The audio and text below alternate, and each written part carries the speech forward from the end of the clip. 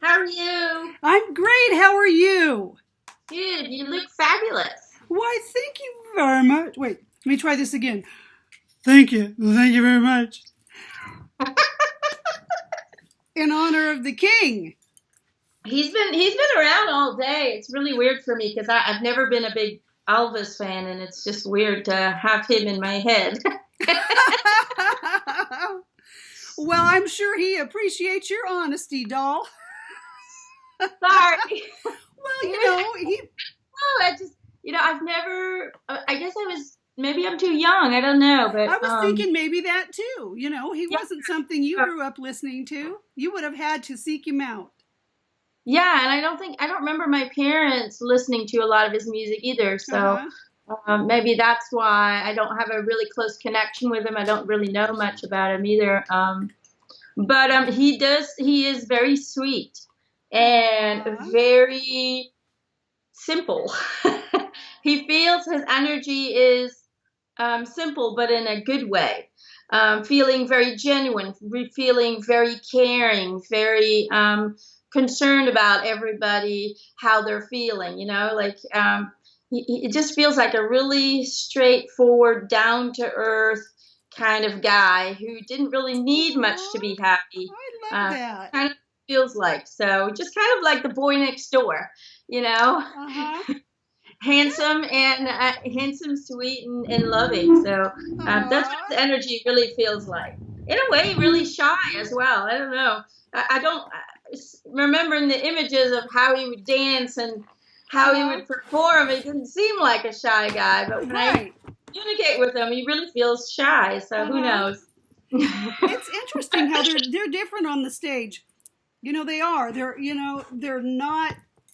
It'd be kind of hard to pull that off 24/7. Hi, Adam. I love you. I've been looking forward to this visit. Saying hi, Mama. Did you get my message? Oh man, I got so many messages. Are you talking about through Ron Lederer? That has been so exciting. So very grateful to Ron, who works with EVPs, and he says these sessions are not always successful. And Adam has been, I guess, especially cooperative with giving us EVPs. So it's super exciting. I'm gonna tell you, my favorite was "I Miss You." Second favorite, when he asked for the code word to identify himself, his Adam special code word, he gave him super stud. I could already see him standing there with his cape when I read it. I was like, there he is with the big S on his. I thought that was really funny when he said that one. But That was he is so clear though.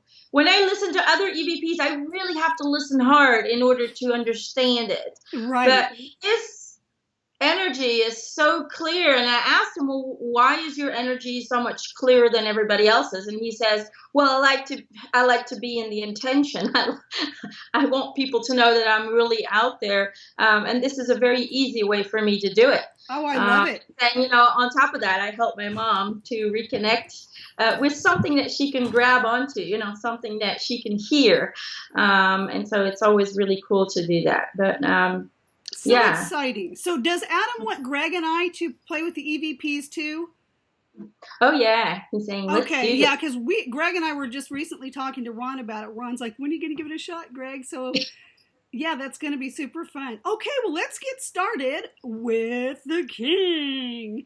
First, before we start with him, just want to say, Adam, do you have anything you want to share? And are you going to tell us who our mystery guest is? There's been a lot around this too, because Ron says, do you have a question for him while we're trying to do these EVPs? And I said, well, yeah, ask him who the guest is. And he actually says, I can't tell you. And then he said, forget it.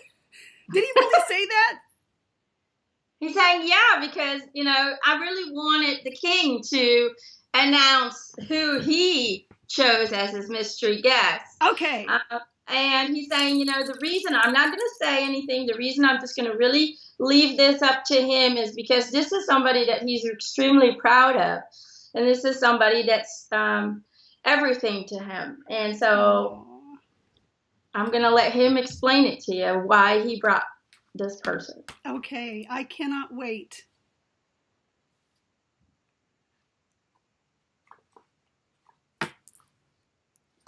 Oh, it looks like he brought two people. Oh, seriously? He's That's wonderful. He's saying, hello, Cindy. Elvis said that? Really? No, wait. I have to capture this moment. Did he say, hello, Hello. Cindy? Hello, Elvis. It's so deep. I didn't think his voice would be that deep. Oh my He's really he does speak with that Southern accent. He's saying he's very grateful that you took the time to listen to his story, and that you're going to take the time to meet the people that were closest to me, he says. Oh, I cannot wait. He says, well, first of all, I brought my mama. Oh, gosh, I have goosebumps. I know you loved your mama. Oh, Scan my has gosh. completed. Oh, Warning. I can't Advanced wait. Mac Cleaner has detected I'm issues that sorry. need your immediate attention.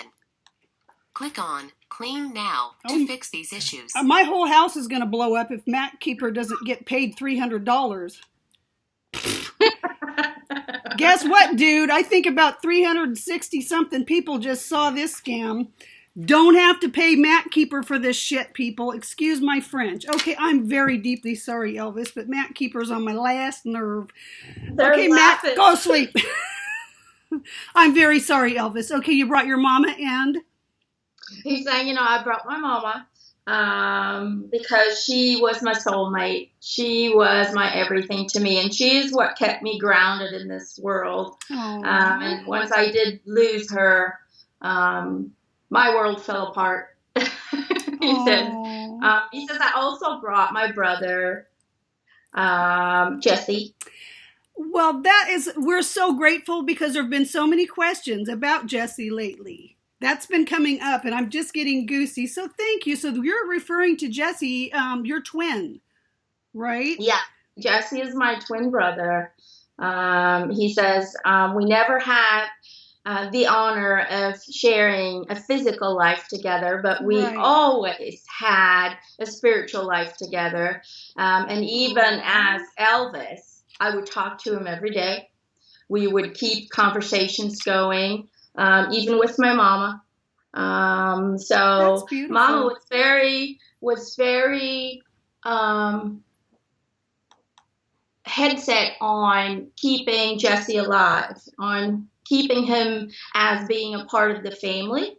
Mama was? That's wonderful. So the two of you together continued to communicate with him. It was something you had with mama. You know what? Yeah. That's very, very special to my heart. I wish I could do that with mine. Yeah, he says, my whole life I was taught that he is around and he listens to me, and that he is, in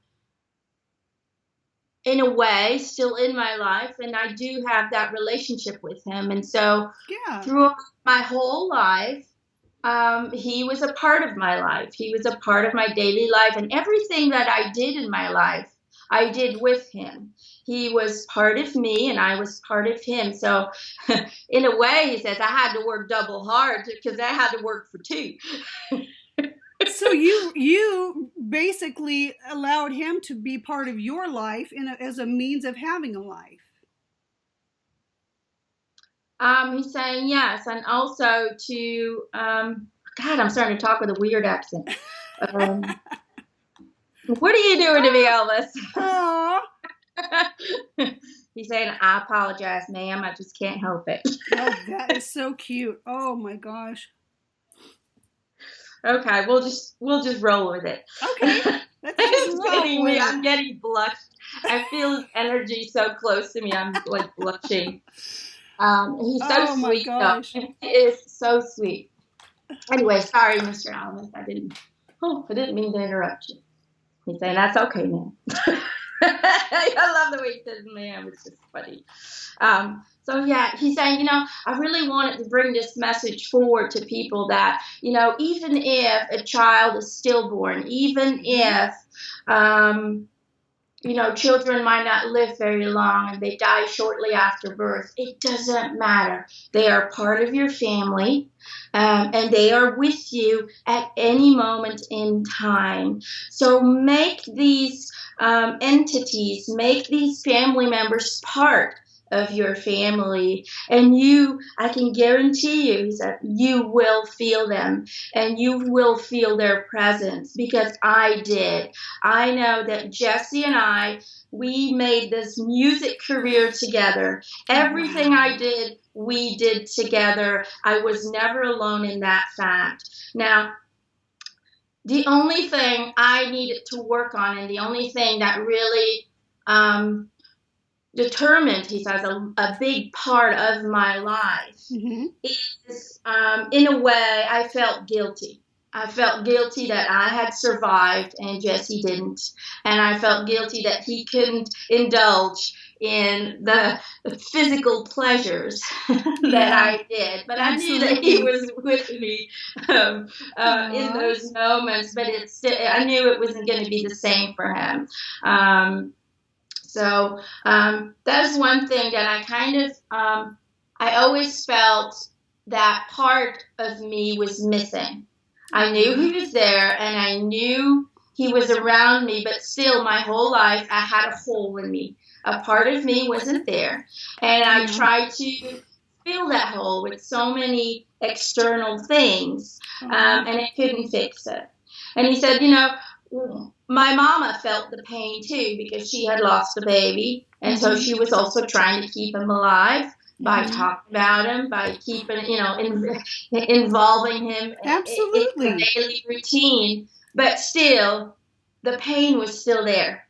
Right. You can know that they're there, but sometimes the pain doesn't go away. The pain still stays. And so she clung to me to fill that void within her, and I clung to her to fill that void within me. And so when I lost my mama, I had nobody to cling to.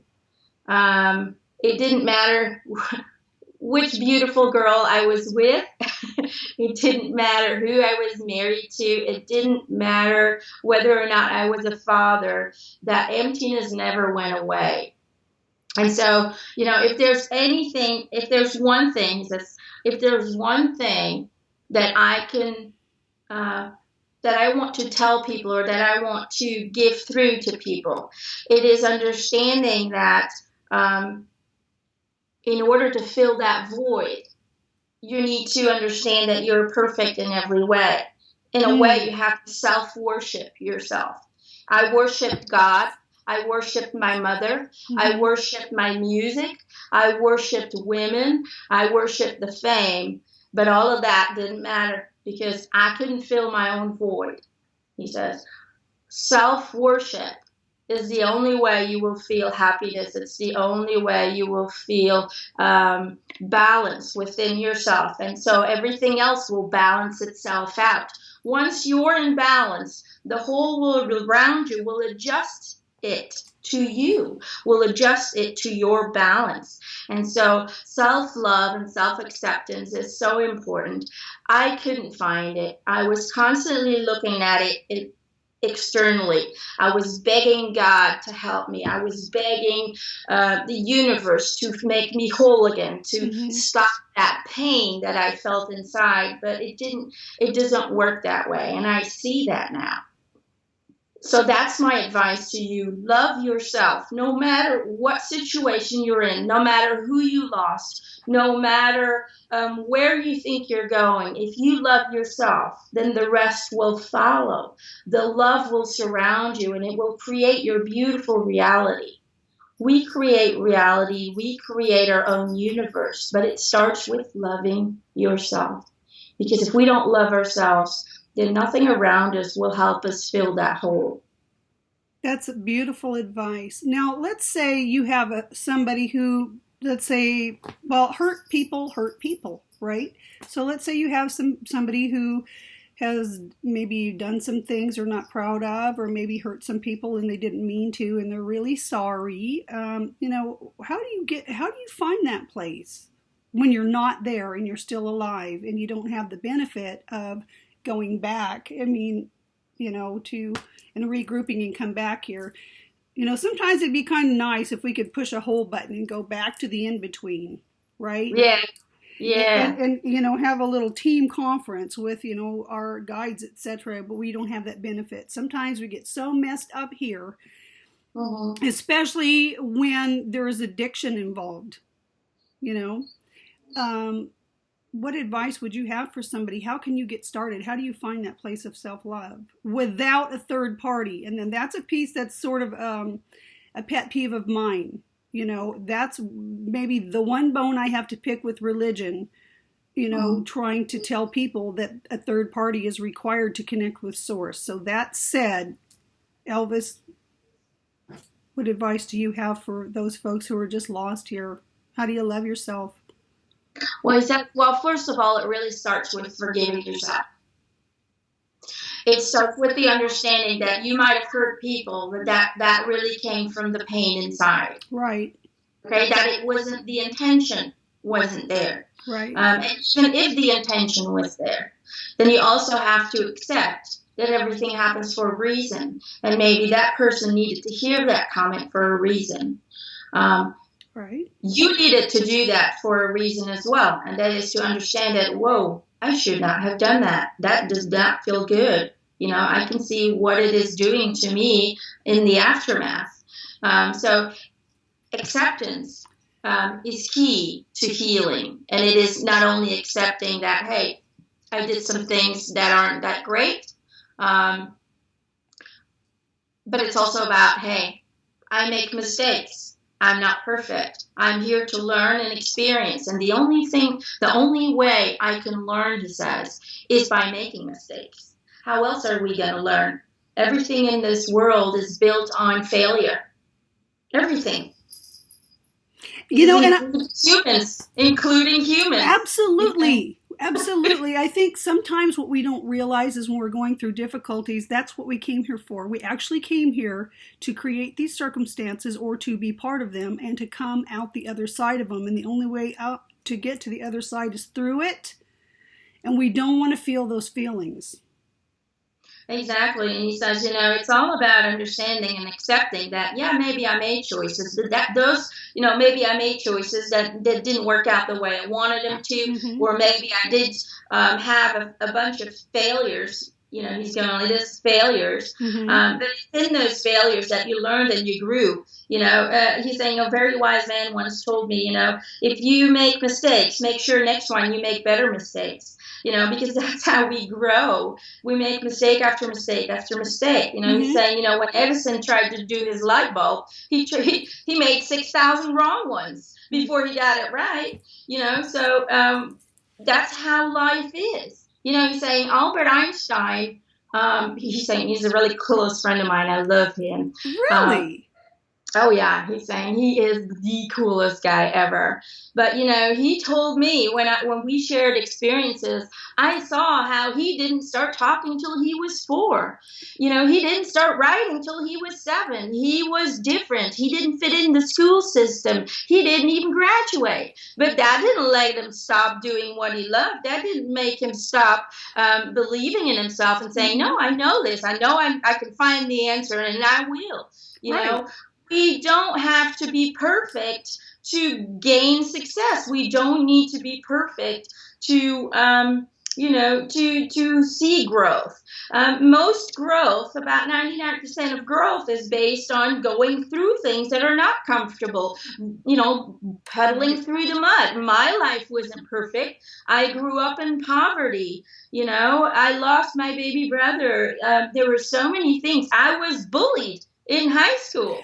Because I was different. I wanted to look cool and I wanted to be like, you know, completely different than everybody else. They laughed at me. I hated school. I went from a straight A student to a C student because I was bullied constantly. You know, don't think that you can only reach success and achievement in your life when you're having an okay, average, very good life. No, it's the ones who succeed usually the most, or the ones who go through the most heartache and pain and suffering and, you know, failure after failure after failure. Those are the ones who succeed because they decide not to give up, he says. That's right. I didn't decide to give up. I decided to, you know, use my music to come in touch with God.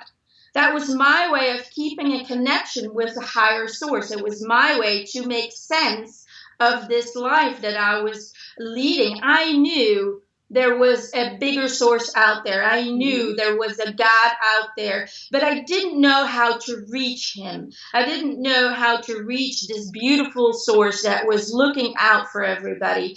And the only way I could figure out was when I made my music and I started dancing. I could feel the music and every bit of DNA, every cell in my body, I could feel the vibrations. Wow. And that's why I made my movements. And that's why I went all a little crazy out there. And people said, you were possessed. Well, I was. I was possessed with the energy of music, because music has a soul of its own. It is this incredible high frequency energy that heals you. And so when I was on stage, that was my healing, and that was my connection with God. And it was the only way that I could connect. You know, when I look back at it now, I could have made so many other choices and go in so many different directions with my personal life, with my mindset. But I was stuck. I was stuck because I lost, you know, the one person who kept me grounded, and I started floating in between, and I started losing myself. Don't lose yourself, he says. Find yourself, but find it within. Don't try to find yourself out there. Don't try to find yourself in what other people are saying about you. You need to find it within you, because that's the only truth you'll ever know. I love he says that. Let music guide you there. Let music heal you from within. He's saying, you know, music can vibrate through every little cell in your body, and it can heal you from the inside out. It is the only power that we have where we don't have to go through surgery to get on the inside. You know, let it vibrate. That's through. Very cool. Shake it all off. You know, when you have stress, he says, you know, when I felt really down, I would grab my guitar, or I would sit on the piano and I would start playing, because that was my medicine. That was my way of being in the moment and forgetting about all the crap that was holding me back and all the crap that was from my past that I couldn't let go. And I was in that moment. And in that moment, that's when we find peace. So my second advice to you is to live in the moment.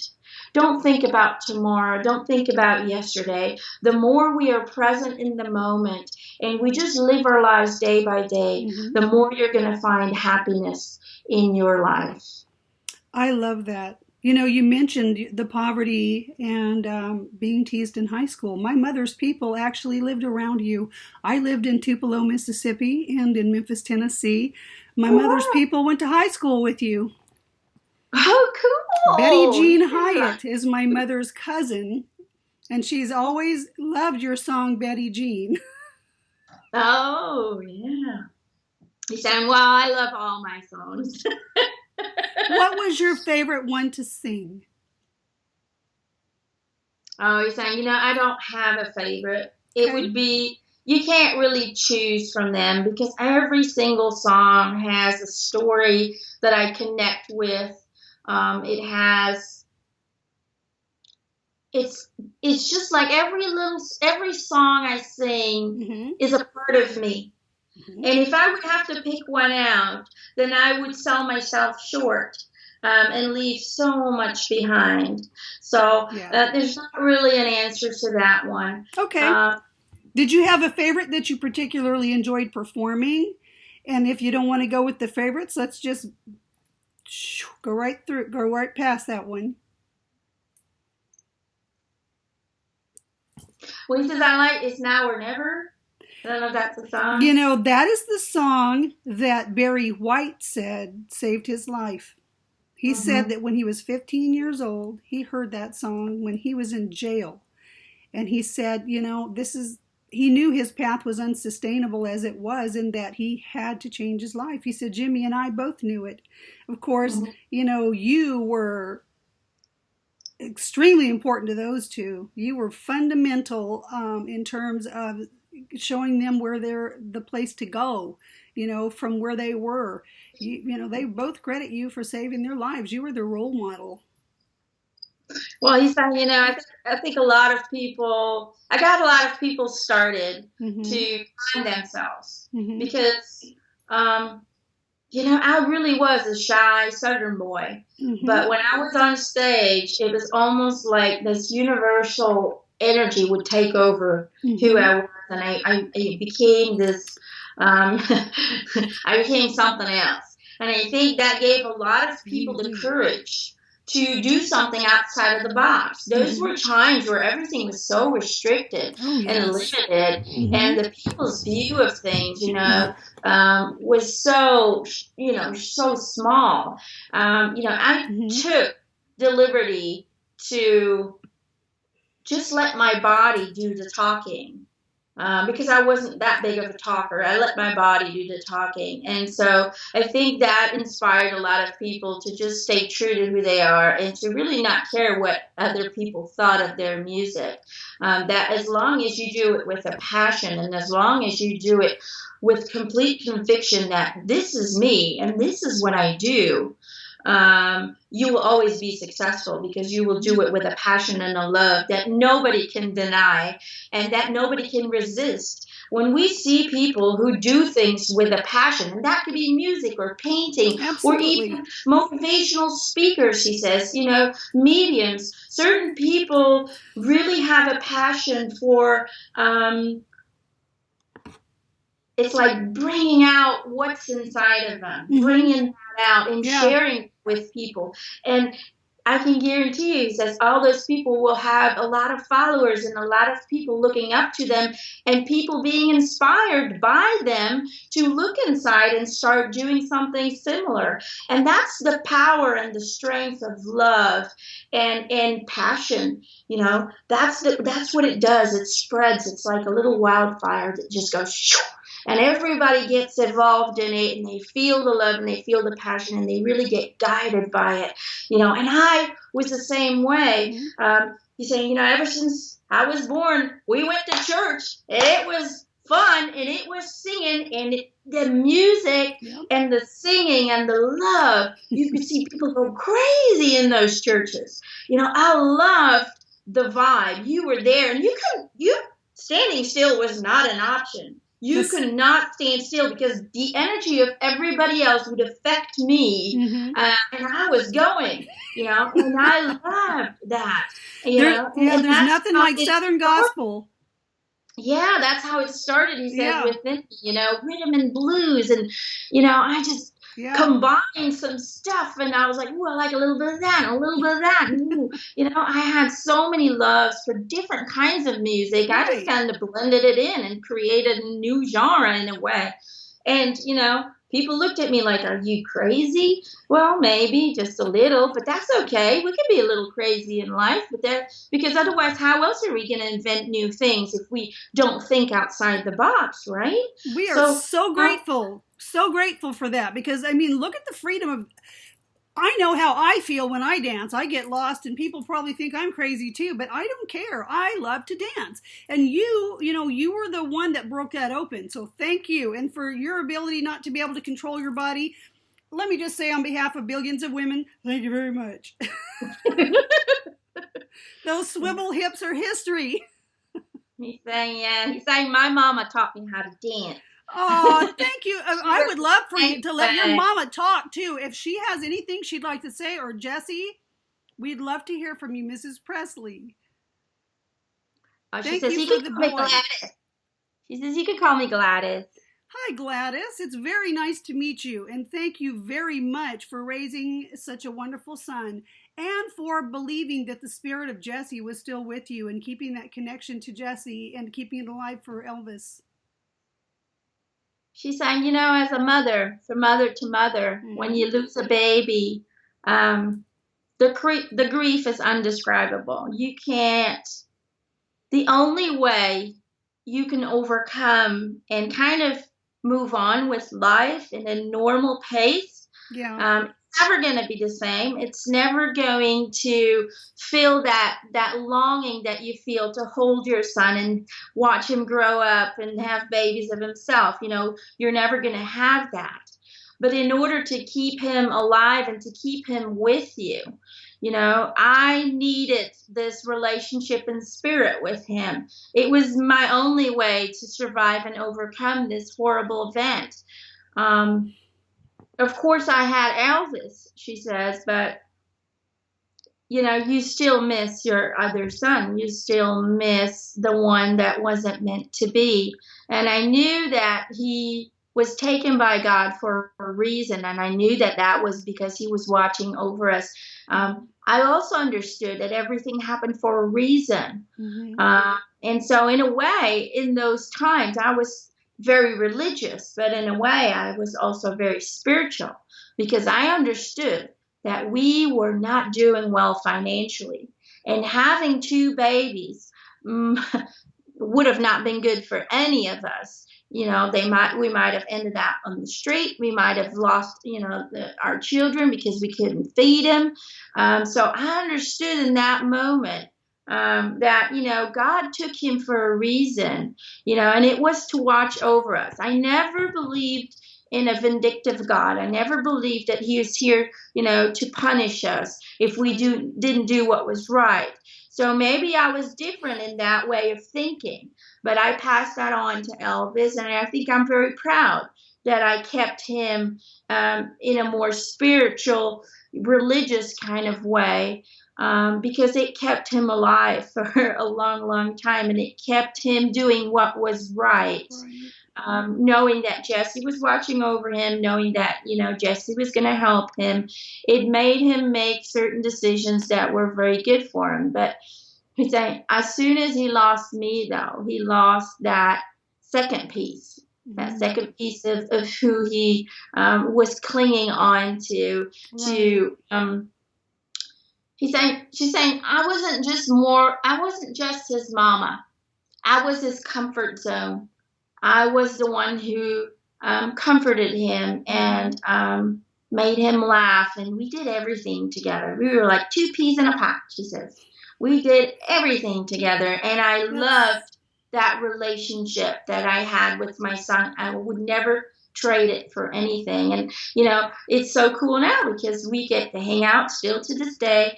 We were soulmates then, and we still have a lot more lives that we're looking forward to experiencing. So everything happens for a reason, and we're watching over every single one of them. The grandchildren and Lisa and Priscilla, and we're watching over every single one of them. So she's just saying, I'm very grateful that I got a chance to talk, and that you gave me that option to show how proud I am of my little Elvis. It is my absolute pleasure, ma'am. One of the fondest memories I have of my teen years was going back home for a visit at 14. I have a photo of myself at the gates of Graceland and on the porch. So thank you for letting me visit your home. I'm sorry, I was talking and I didn't hear you. She's saying we have a Graceland here in heaven, so when you come home, you can come visit again. I would love to come and see you. We have lots in common. I'm from the South, but I don't want to put my stuff here. I would like to, I want to ask, what was it like? You had a life that really went from one end to the spectrum to the other, going from extreme poverty to extreme wealth. What was that like? She's saying, well, it was definitely an adjustment, but in a way, she's saying if I could have changed something, then I probably would have changed that. Because when he became famous and when he started going all around America, he didn't have time for me anymore. I didn't see him very much anymore. I know he left me and I know he wanted to be with me, but he was so busy that he lost me. And in a way, I felt like I had lost him. And it really made me depressed. It really made me feel like I lost my second boy and he didn't have time for me. And so I started drinking and I started doing some, things that were very negative for my body and for my health. Being negative all the time and in a way, almost being mad at him for not coming to see me and being mad at him that he can't call me every day. So if there was anything that I would, I preferred our relationship before the fame. Yeah. Oh, I'm sure you did. Because he was with me every day and we would do things together and talk about everything. And, but she says it happened the way it happened for a reason. Right. And so looking back at it, I understand now that, what he did was super important, not just for himself, but also on a more global conscious level. Mm-hmm. So I am very proud of what he did. And when I had my life's review, I did understand that my depression was really from a more selfish point of view. So she says, we're healed now. We understand now. We see things happen for a reason. So never judge a person, she says. Don't judge people who aren't feeling well. Don't judge people who are hurting and are being depressed. She says there's so many people out there who are not feeling good. And, sometimes we get mean or sometimes we really get stupid and we start demolishing our own health. Mm-hmm. She says, do not judge people. It will not lead up to anything. The only thing it will do is it'll make you into a very negative person, and therefore you'll affect your own health by judging others. We don't know what they're going through, and we don't know what they're here to learn. So keep your judgments for yourself and just send them love and healing so they can find their way again. Talk to them, even if it's just saying hello and it's just showing some interest, like, hey, how are you doing? How do you spend time? Do you need somebody to just have a chat and go have some coffee? That's what we need to do, people. We don't need to judge people. We don't need to grade people. Oh, that's a little bit like this and that's a little bit like that. No, be there for one another, support each other, even if those people lash out to you. They do it because they need energy, because they feel really bad, not because they want to hurt you, because usually they feel even worse afterwards. Mm-hmm. It's just an expression of frustration. So if we can all keep that in mind, and when somebody lashes out to you or tries to hurt you, just keep saying to yourself, they're just lost. That's all it is. And all I can do is love them and tell them it's going to be okay, that no matter what you tell me, I'm still going to love you. And if you need me, I'll be here to support you. And if we do that, then you'll see that the world will change really quickly into a very positive way. I love that. So seek to understand. Yes. Instead of to judge, and offer unconditional love and your time and your caring. He says, yes, ma'am. God loves you. He always did. I know he loved us. We didn't have much, but he loved us. I know that. Well, I can't wait to come and visit you. When I get over there, we're going to have us some coffee, Gladys. Oh, she's saying good. Elvis says, I'm going to get some fried peanut butter and banana sandwiches. I'd like to try one of those. And I'll be thinking about you when I do. So I want to ask Elvis, remember when we had Bob Marley visit with us, we were getting Bob Marley songs? I've been getting Elvis songs. I didn't get any this week. I did. So did you send them, Elvis? My husband and I were going out to listen to a friend who is a phenomenal guitar player, Jeremy Norris, and his band, The Dangerous Mood. We're getting ready to go out the door, and a commercial comes on TV that has nothing to do with Elvis, but it features his song, It's Now or Never. And of course, that song now reminds me of Barry White because it saved his life, right? And then when we got to where our friend was playing, sure enough, he was playing another Elvis song. And I thought, oh, the king is in the house. So did you sing us those? Did you send those songs to us? Just wondering. He said, well, it wasn't me, but it was Adam. Of course. He said it was Adam. He was just making sure that you didn't forget. He said, no, I'm just kidding. He said, yeah, it was Adam, but he was just he wanted to show you that, hey, I'm working on it. You know, King's coming. He's coming. So exciting. Well, would you mind answering a couple of questions for some blog members? Sure. Okay. I emailed them to myself on my other computer so I could just go like this and look. And that was when all my attention kept going over here earlier. I was trying to squelch the map keeper and read my questions. But apparently that computer is being cantankerous and I couldn't even get it going. So we're just going to keep our cool and switch to plan B. Okay. All right. So from reason, just let it flow. All right. So from Susie B. Okay, she says, Dear Elvis, you were an incredible gospel singer in your lifetime as Elvis, and you always seemed to be very sincere about your love for God. When you crossed over, what was your impression of God when you became spirit, and what can you share with us that most surprised you about the divine? Well, he says, in a way, there wasn't much difference of how I imagined it to be. Really? I did see God. The first thing I did was, after I saw my brother and my mom, I did go and talk to God. I wanted to know. What does he look like?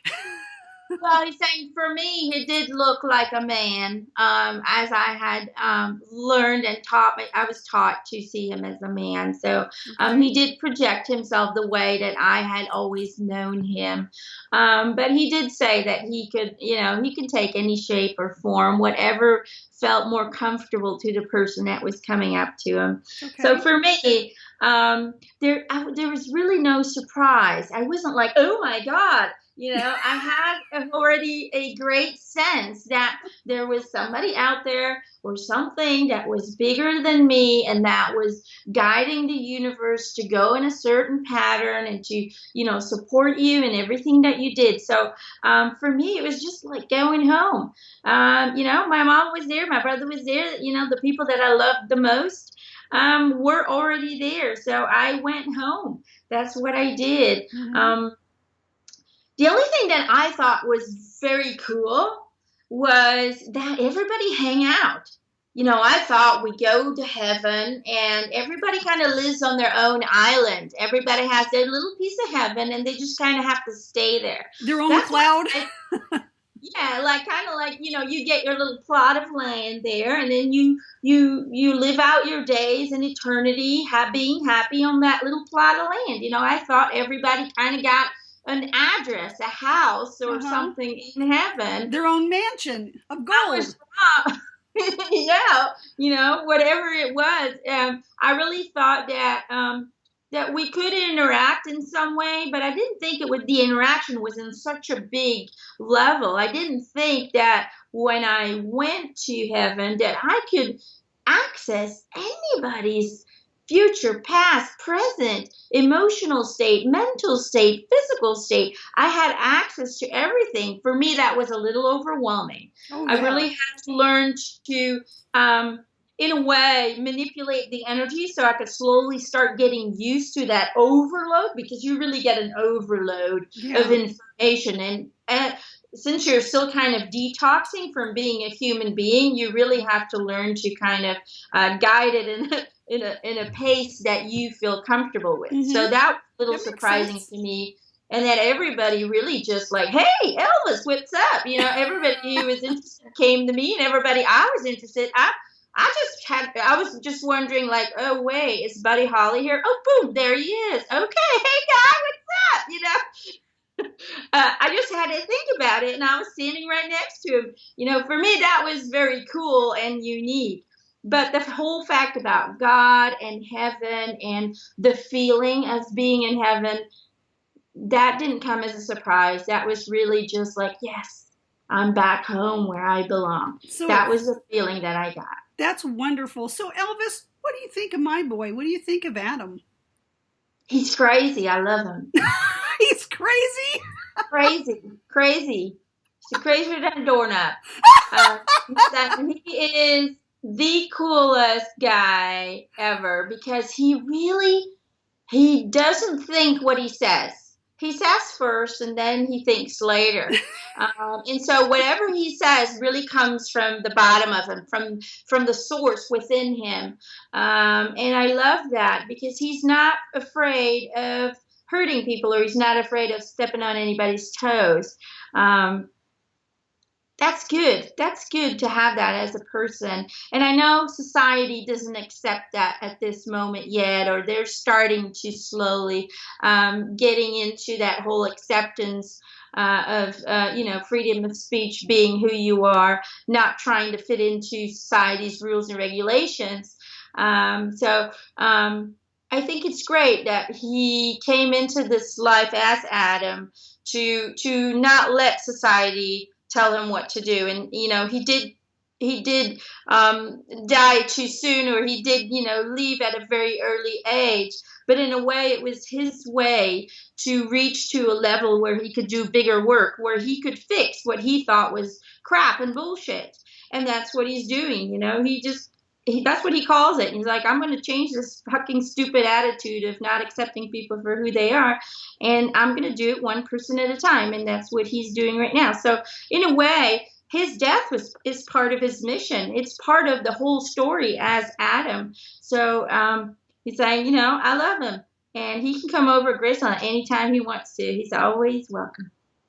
I love that. It's interesting because in Adam's lifetime, he didn't really get to say what he wanted or do what he wanted. That was the whole point. He didn't even get to live because of everybody else's judgment. Now, he's saying, that's what I'm doing now. And y'all either fucking like it or you don't. So just fuck off if you The thing about Adam, he was also... he was so full of love that was unexpressed. How do you get to express this love for the world when the world keeps trying to fit you into a package and label you with, you're not that shape and you don't have that label? And, He's saying, it was just, this is Adam talking. He's saying, it was just part of my journey that I needed to go through this feeling of being suppressed in order for me to spark the light inside and really take on this message, this quest after Adam's life to enlighten people and to open people's eyes and to show you that, ghosts don't have to be, oh my God, they're saying this and they're saying that. Fuck that shit. Ghosts are just like the way we were when we were on Earth. We keep our personalities, and you either like it or you don't. It's just all in how you see it and how you experience it. But, we're not stiff, and we're not, we don't talk like God. We're just us. And, we just continue to live on, just in a different shape, in a different form, and on a different frequency. That's it. That's the only thing that changes. And we become part of this whole again. But what we need to understand in life is that even as a human being, you are part of that whole. You're not just you. You are everybody. You are everything. You are God, and God is you. And as long as we don't find that connection within ourselves, and as long as we don't find that understanding that, everything that we do in life is not just for us, but it's for everybody. As long as we don't have that understanding, then, we'll never have an enlightened society. And that's what we're working on now. And so if you need to see my stupid face, he says, or you need to see Eric's stupid face, and Eric's going, what the fuck are you talking about? I have a stupid face. I'm gorgeous, he says. Those two are something else, aren't they? Elvis, what do you think of this duo? How they've teamed up to work together from the other side? He's saying, they're great. Why? Because their frequency is very similar. And together they're going to change the world one person at a time. And they're already doing that right now. So, they are miracle workers. That's what they do. They open people's eyes, and they do it with no bullshit. Straightforward, straight to the point. This is what needs to be changed. This is what you need to do to be happy. Now, you either do it or you don't. Your choice. And it's that what people need. They don't need to be bullshitted around. They don't need to be he's going, they don't need to be covered up with just saying it's going to be fine, it's going to be okay. Sometimes we just need to be faced with the truth, and we need to be, we need to be told straight up and say, hey, this is what you're doing wrong. You want happiness, and you want to achieve this, and you want to achieve that. Well, then this is what you need to do. So you either do it or you don't. Choice is yours. People need to be aware of, he says, that we're in total control of our life. Now, as Elvis, I didn't feel that. I didn't feel like I was in control, but I did know that I was guided somehow. I feel like a lot of times I lost control over my life, over myself, over my body. If I had known what I know now, I would have gone inside and find myself. I would have meditated. I would have really started to look for truth within me, that I'm not just this one person, that I am a eternal being that is connected to source. And so that my presence here on earth is very important, and that I need to take care of myself so I can play a bigger part in the universe, not just in our one life, but in the universe.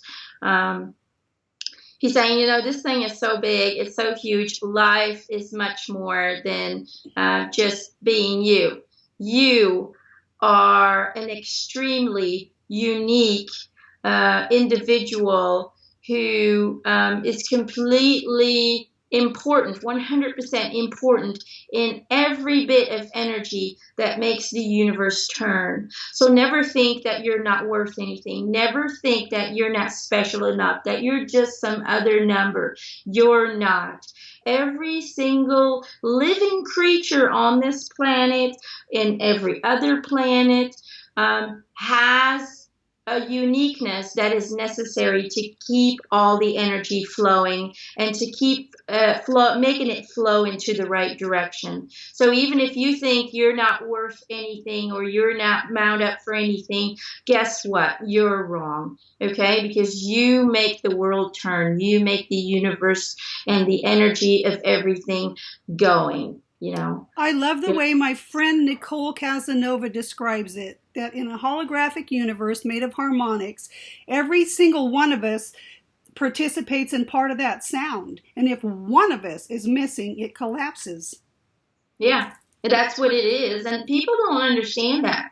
How important one person is. Who else in a world? Who am I? Absolutely. I'm nobody. I love that. I get mad at those people. Don't ever say you're nobody. You are very special.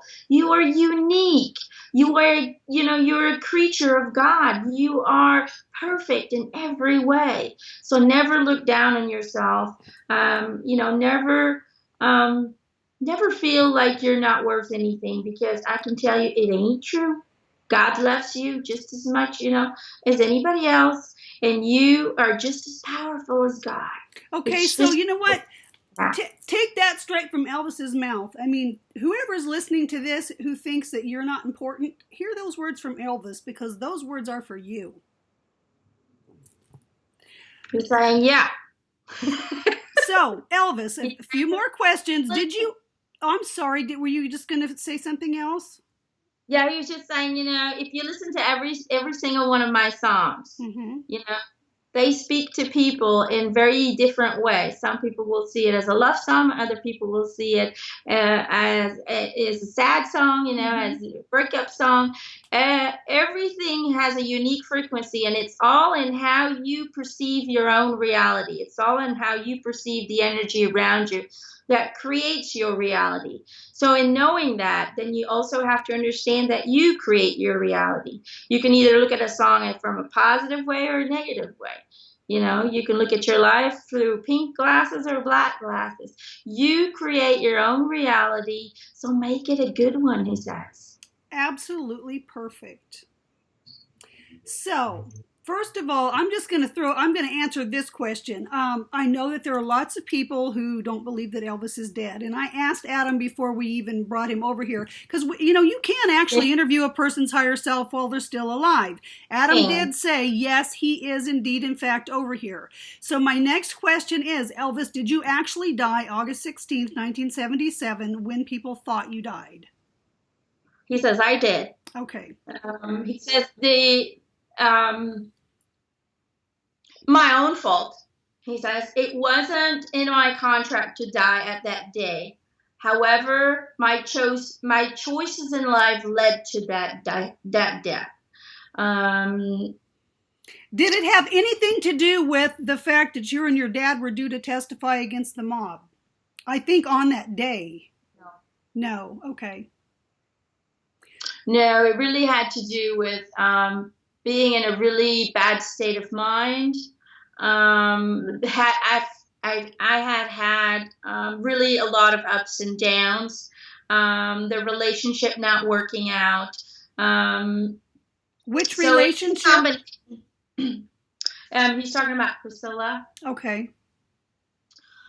He's saying it really was a combination of drugs, medicine, an overdose of medicine, bad health, and a heart condition. He's saying I did have a sensitive heart. It was passed on from my mom. We did have some sort of heart disease that was, you're supposed to keep your body healthy. And you're supposed to take really good care of your body, but I did not. Okay. I wanted the pain to go away. I wanted the depression to go away, and I was looking in the wrong direction to do that. And it was fatal.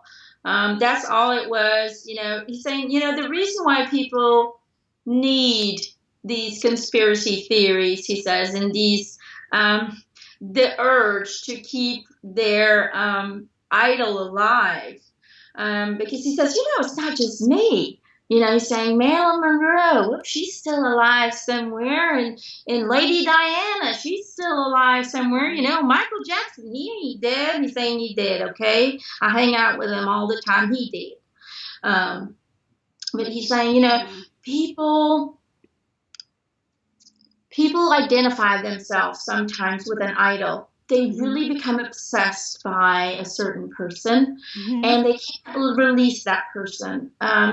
Especially if, let's say, they haven't met you in person. Maybe they never got a chance to come see you, but they were completely head over heels about you. Then, if they would admit that I died, then every hope and every dream to ever meet me would be over, and that would be devastating in their eyes. Okay. Now I'm saying, there's also other people who like to gain money still out of me and Marilyn Monroe and other people. And so what they do is they purposely keep the memory alive by spreading rumors, by spreading lies. Hey, he's still alive. I'm still here. So, the business continues. It never stops. It's like Iceland, it just, it keeps bringing in millions and millions of dollars. The money keeps rolling that way by spreading rumors here and there. But,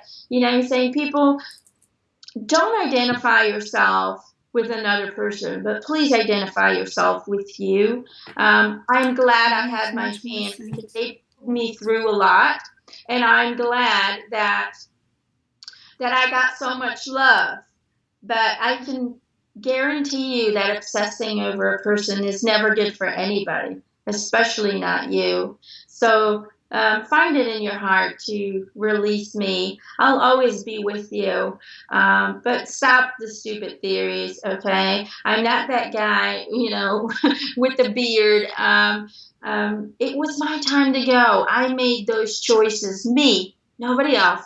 It was my personal choice to do things that I knew weren't healthy for me, but I told those doctors, I need that medicine, I need this, I need that. I would even trick them in giving me medicine without them knowing from one another. So in a way, I was addicted to drugs. I was Right. addicted to painkillers, and I fooled myself by saying, well, I get it from a prescription, so I'm not really an addict. That's what I told myself. Yeah. But I was addicted, and I couldn't see it. I didn't want to admit to it. So, it was prescribed by a doctor. So in my head, everything's fine, everything's A-okay. Right. But it wasn't. So have you reincarnated? He's saying, no, not yet, not yet. Okay, so there's no living being on the earth who shares your higher self. No parallel life either. No, he's saying at this moment in time, there's not. Okay. Because I'm doing a lot of work over here, and I'm trying to use a lot of the energy from my higher self to do it.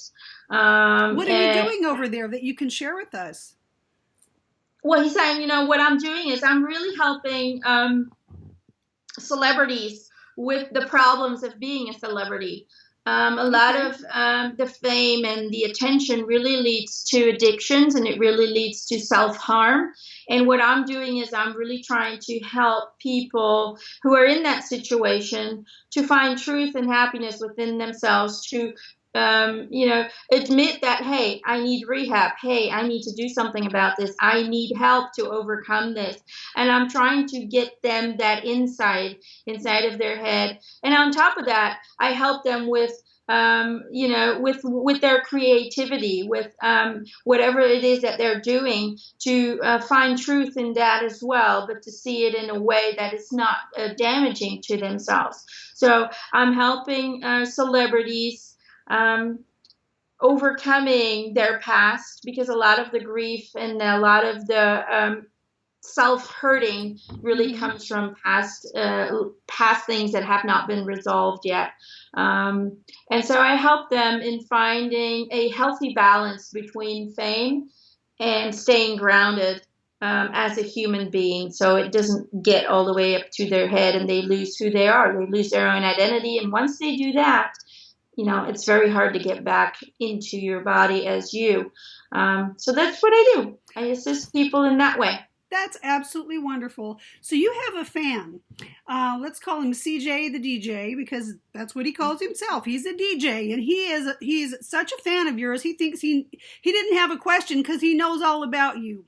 Okay? So is there something, Elvis, about you that people don't know? Something that even CJ the DJ does not know about Elvis? Even CJ the DJ. I think he's in Louisiana.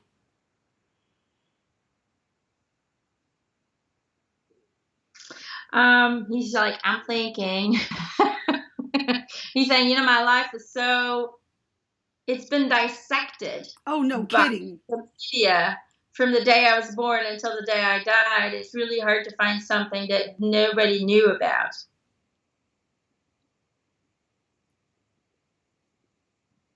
Okay, so he's saying, how everybody always thinks that I was this big ladies' man and I had women in my bed every night. He's saying, well, that was true. But he's saying, okay, but what most people don't know about is I was not a big fan of sexual intercourse. Okay. I like to keep my clothes on. And a lot of women didn't quite understand that. But I actually just wanted to be held. Just to cuddle. Let them hold me and cuddle and kiss. I love kissing. But I didn't like this, the sexual deed itself. Right. I think a lot of people might think that, what? Really? Because he's such a stud. But really, it didn't really do anything for me.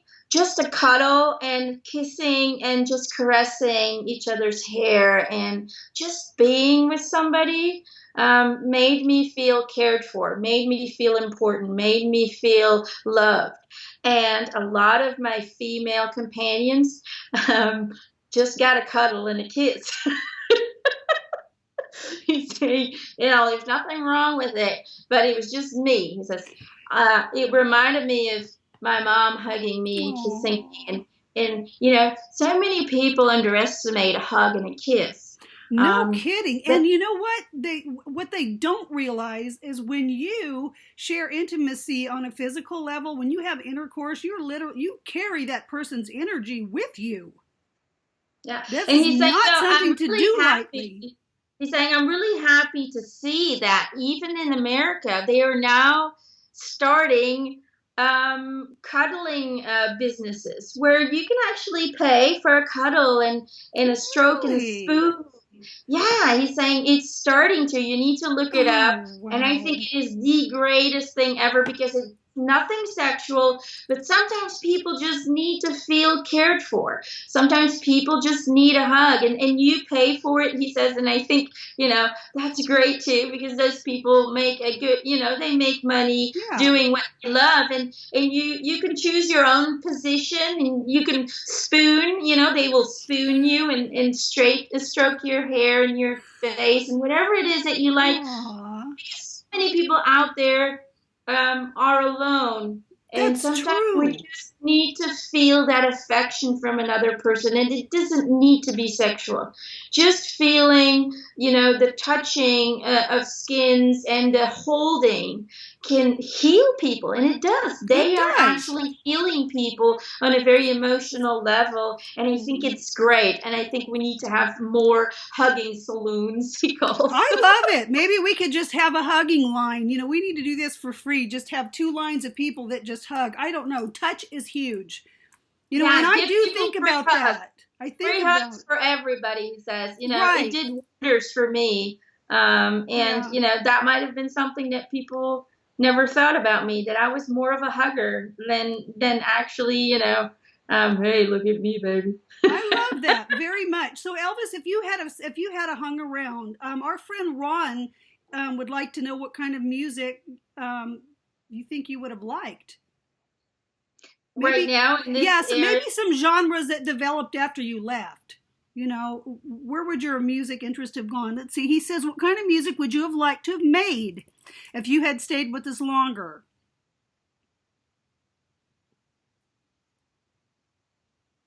well, he says the music I would have made is actually what I think is missing a little bit.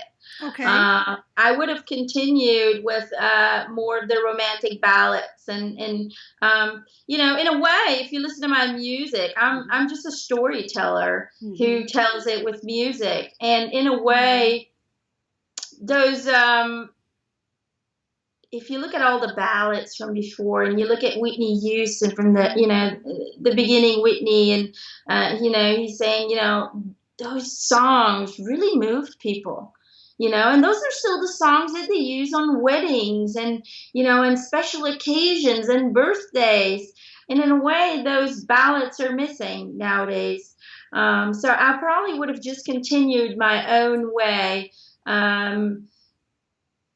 in bringing forth information. He says, it doesn't matter what style you do, and it doesn't matter what direction you go into, as long as you do it with your heart, and as long as you do it to tell a story and to move people on a very energetic level, then it's all good, he says. And music to this day is still evolving. It's still growing.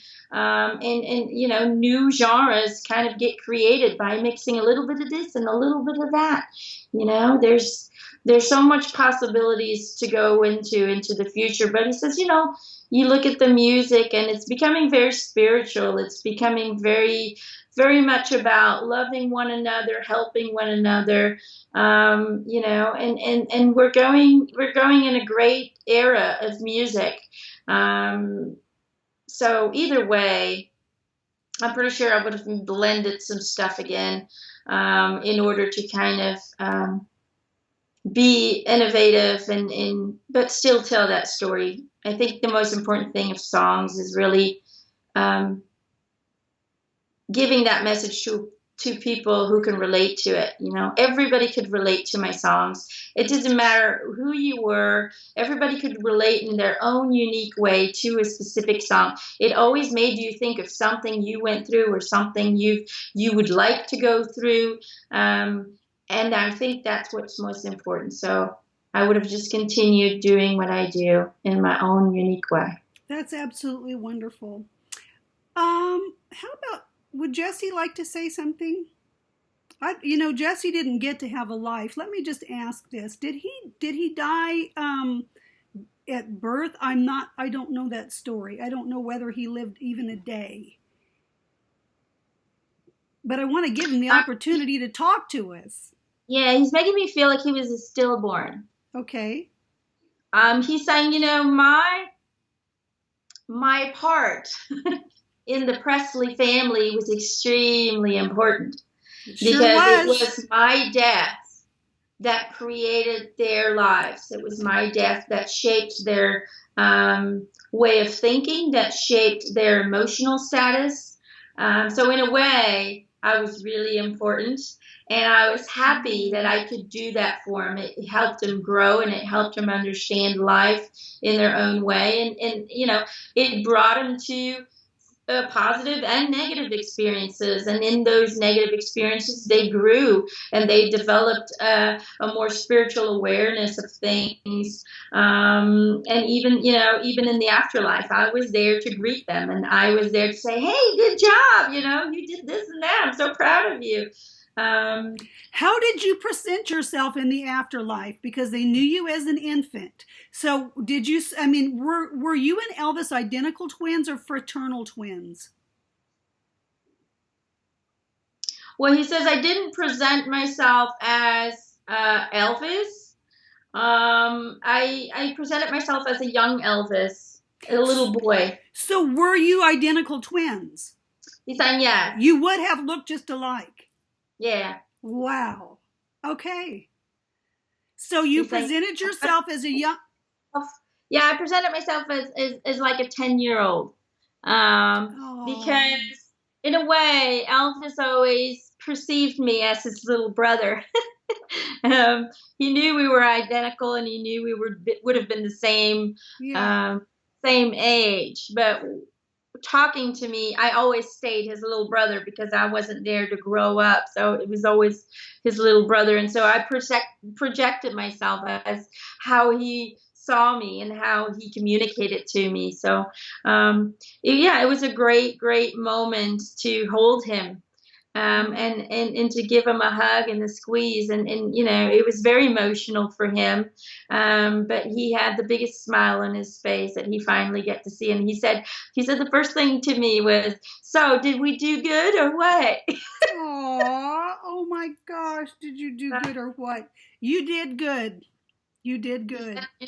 We did our best, and we did do this together. I was with him every step of the way, and he knew that, and I was glad that he was able to open up to that and that he was able to feel me around him. So I don't have any regrets of anything. I did my job perfectly, and so did everybody else. So, we could all be proud in the life that we did lead. Some people might say, oh, well, he failed here and he failed there, but we didn't. We succeeded in what we needed to experience, and that's all that matters. That's wonderful. So, Jesse Presley, are you incarnated on the earth right now? He says, I am. Right now, I am. It looks like a girl. She's, I think, about 18 or 19. She's very pretty. He's saying that he is in India.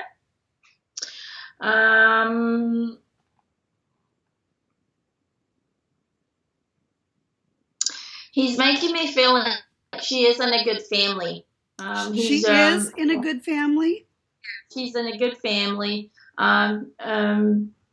They're doing well financially as well. She can go to school and things like that. And she's very smart.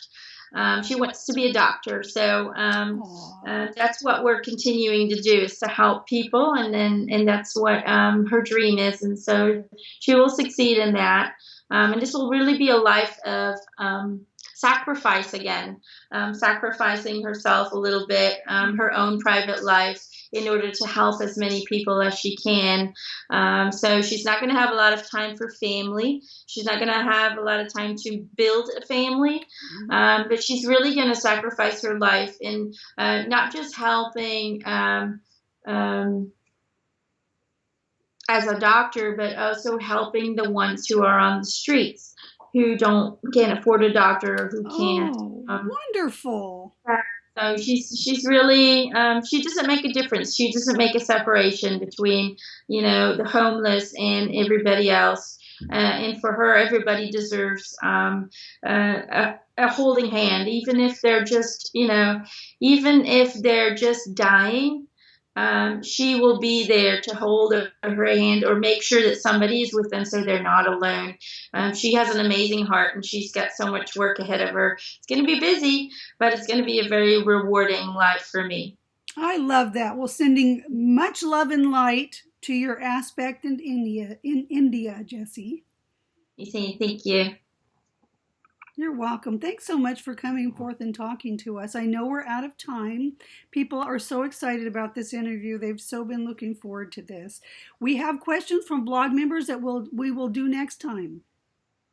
Okay. And our next time is only a few days away. Our next time, we are recording this today, April 30th, and we're meeting again on May 4th. So we'll do that next time. Sounds good. And we also want to send love and light to Emma's dad and Emma's daughter. Are they doing well? Jada's doing well. My father is still in the hospital, and he's probably going to need a second surgery. But he's doing okay. He's stable, and he's getting better every day. So, yeah, thank you for everything, and thank you for all the love and the light that you guys are sending. Yeah, so more love and light for Emma's dad. Thank you. Okay. All right. So let's say goodbye for now, and then we'll talk about business in a few minutes. He's saying, Adam. Adam's saying, I love you, Mama. I love you, Adam. He's saying, I love every single one of you who's going to be watching this. As soon as you watch the video, I'll be sending love and light to you. So even if this is recorded now, when you watch it, you will feel my loving. He says, and I just want to say thank you all for watching. We just put a Reiki symbol going in and outside of time. Adam, I bought an e-board this week, so I didn't say goodbye to him because he's going to stay here with me. Greg and I are going to do the e-board. Yay! It's fun. Those things are fun. Don't be scared, people. E-boards are fun. Well, we'll write about it in the blog. Let's see what we get. Thank you, Elvis. Thank you, Gladys. Thank you, Jessie. And most of all, thank you, Emma and Adam. You're very welcome. Bye. Bye, guys.